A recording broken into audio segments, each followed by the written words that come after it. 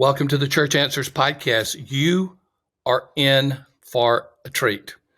You're going to hear from one of the incredible leaders in any organization, but the leader of Belay, Tricia Sciortino. You're going to hear how she's come up through the ranks. You're going to hear how she overcame the doubt of others. You're going to hear about her philosophy of ministry. There's so much you're going to hear about. But here's the great thing. Belay is our sponsor. And we're always thanking Belay for what they do and for who they are.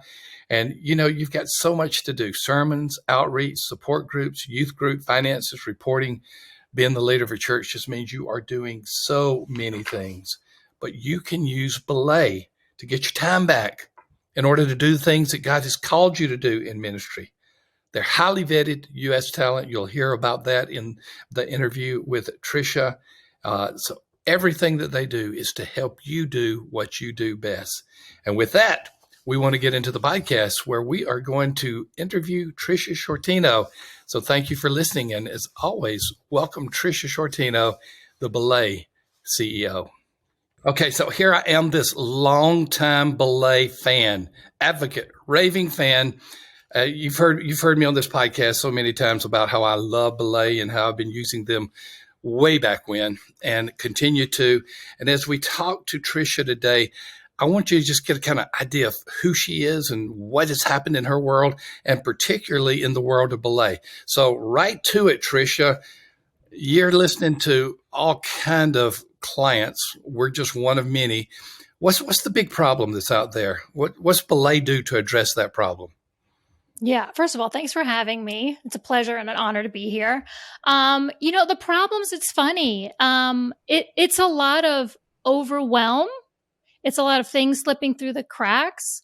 It's a lot of doing too much of the work they don't enjoy, or not having time to do the work that's the important work. So not having time to focus on what matters. And then underneath all that, the core principle of it's really hard to find great talent out there right now. That's what we hear. I get it because it's kind of ironic. Here you are, the CEO of Belay. Here I am, one of the longtime fans of Belay. And then our producer is part of the Belay family as well. And how did we find Alana? Through Belay. And how did we know we got the great talent? Because Belay matched us with it. So you hit all of our pain points. We needed more time. We needed to do some things that we needed to do and let Alana do the rest. And here Belay just comes to the rescue once again. So it is not only a great business, but it's a great ministry. So thank you for all of that. All right. Oh God. I'm really curious. So grateful to hear all that. I mean, that warms my heart. That warms my heart. So you've got this great matching type of process. I mean, I've never been on a dating site. I'm way too old to be on a dating site because I started dating my current wife 50 years ago. We've been married 45. I started dating her 50 years ago. There was no such thing as internet. There was no such thing as dating sites. But I'm really curious. You will send us someone and it's like, oh, they understand us. They got it perfectly. They matched us well. How do you get the best of all that? Just give us a little bit of the secret sauce of these virtual employees and contractors. Happy to. And we really believe that that's the thing that makes the difference, is that we're not just picking the next person in line to put with the next client in line, is that we're so intentional about what's right.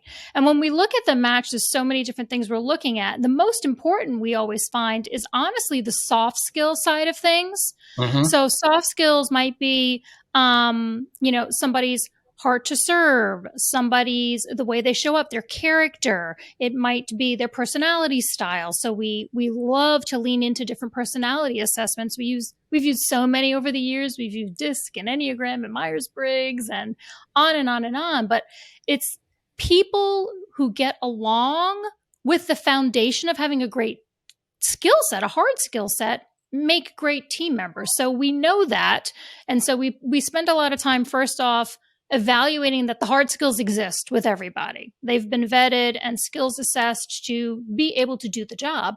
And so we're able to spend most of our time then looking at which two people make the most sense to work together based on soft skills, industry, history, experience, and those are the things that make the match. Well, it is an incredible process. And I wanted to have Tricia on the podcast, not only to talk about Belay, but to talk about her leadership. And you've come a long path, Tricia. I want to dig into that, and we can get it into this podcast. We got two in a row with Tricia, but I'm trying to remember. So help me on this. Did you work with Michael Hyatt at one time? I did. Yes, I did. I started at Belay as the first virtual assistant, and Mike was one of my clients way back in the day. And it was when he first left Thomas Nelson Publishing and went off on his own, and it was him, solopreneur, and he needed help, and that was me.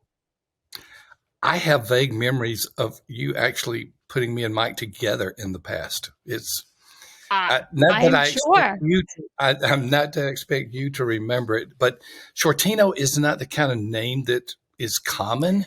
And so for some reason, I'm hearing that name and I have great memories of it. We'll talk about that more in the second podcast. Um, what are some of the trends you're seeing, Tricia? What's happening in the industry? Gosh, we're in this virtual world that you knew virtual before virtual was cool. You knew virtual before the pandemic, but there's so much else going on in this whole idea of virtual workers. What are you seeing, and expand on it any way you want to go on this? Yeah, I mean, to your point, virtual is no longer just something that's cool. It's actually expected. We're seeing a lot of, from the employee side, a lot of employees really desiring or wanting to find work that is virtual. They kind of became comfortable. They recognize the flexibility that came with it. And so there are more and more people out there looking for opportunities that allow them to work remote. But there are more and more organizations that are making decisions whether they're going to remain remote. A lot of people have gone back in the office. And then I think that the biggest thing I think we're going to see, which we're seeing now that is going to outlast, is really this hybrid model where you will have an organization where there may be some people that are in the office, but some people aren't in the office. And so then how do you connect and create culture and have great communication with a team that is hybrid, where you have a segmented group of people in and a segmented group of people out of the office? And I think we use a lot of the things we've learned since 2020 on how to communicate well remotely. You got to integrate them back into like an on-site team. Even though you're on site, you're going to wind up still sitting on Zoom because you have to be able to communicate with the people that are in the office. So I think we're going to see a lot more of this hybrid model, and we're going to see a lot more people looking for flexibility to work remote more and more and more into the future. We're talking with Tricia Sciortino, the CEO of Belay, one of my favorite organizations in the whole world. As you know, at the Church Answers podcast, we get these really quickly done. You've told us you like them, but I really want to get a little more information from Tricia before we call this a close. So what we're going to do, listeners, is we're going to just let you know that in the next podcast, and that will be podcast number 29, I think. If I don't have it right, we can correct that later. But I want you to hear a little more from Tricia, but I want you to hear from a leadership perspective. Yes, she's a CEO of Belay, but she's also a leader who has really got a lot of leadership lessons to teach us. Tricia, thank you. We'll look forward to the next podcast. Thanks, Thom. All right. We'll be watching for you and waiting for you on the next podcast as we continue to talk to Tricia Sciortino, the CEO of Belay. Okay, that was a pretty incredible podcast. The only problem with it is it was too short. Now, that's the nature of our podcast, okay? We try to get you in and out in about 10 minutes, but I've asked that we have the opportunity to talk to Tricia again. So Tricia's going to come back in the next podcast, and you're going to be really excited about some of the things you're going to hear from her. But once again, we always thank Belay. We've got Belay as our sponsor, and we're interviewing the CEO of Belay. And if you're just to the point where you nearly need to offload some things, and most everybody does, Belay is an organization that can get you that virtual help. Church Answers has been doing this for years, and they can get the person to take the things off you that you don't need to be doing. Once again, look in the show notes at belaysolutions.com and stay tuned for the next podcast. I hope you'll just jump right on over. It's already been recorded and it's waiting on you as we listen to the second podcast of how this lady came up from the bottom of the organization to become CEO of Belay. We'll see you in the next podcast. Hey, folks, this is a PS to our podcast. We got some exciting stuff that we want to offer you absolutely for free. Sam, when you think about predictive factors in a church's growth, if you take out demographics, what are some things that come to mind? Just two.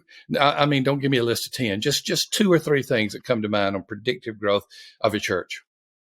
Well, evangelism and whether the church is doing it or not. Bingo. And then I will add, is it an ongoing evangelism emphasis? Double bingo. Well.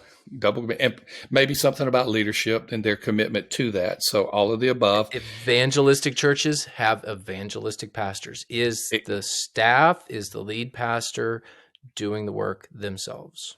We have a free download for you, and it's actually a sheet that you can self-score. You answer 20 questions, anywhere from strongly disagree to strongly agree. And we come back and we predict what your growth rate is going to be for the next year in worship attendance. It's not a perfect tool, but it's a good tool.